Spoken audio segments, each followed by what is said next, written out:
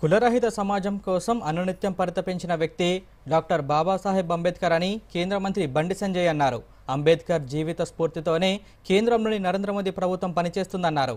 అంబేద్కర్ జయంతి ఉత్సవాలను బీజేపీ ఆధ్వర్యంలో రాష్ట్రీయ సమరసత దినంగా నిర్వహిస్తున్నట్లు వివరించారు. అంబేద్కర్ జీవిత విశేషాలను ప్రపంచవ్యాప్తం చేయడమే లక్ష్యంగా అనేక కార్యక్రమాలు చేపడుతున్నామన్నారు.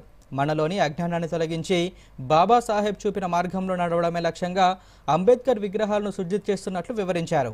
ఢిల్లీ నడిబొడ్డున 200 కోట్లతో బాబాసాహెబ్ నాలెడ్జ్ సెంటర్ను కేంద్రంలోని మోదీ ప్రభుత్వం ఏర్పాటు చేసిందని తెలిపారు.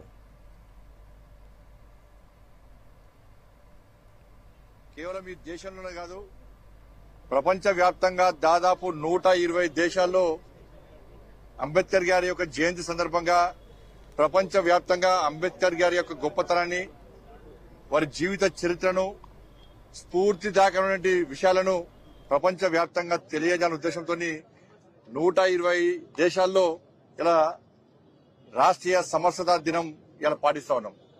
ఇలా బాబాసాహెబ్ అంబేద్కర్ యొక్క స్ఫూర్తి కేంద్రాలుగా అభివృద్ధి చేసిన ఘనత నరేంద్ర మోడీ ప్రభుత్వాన్ని.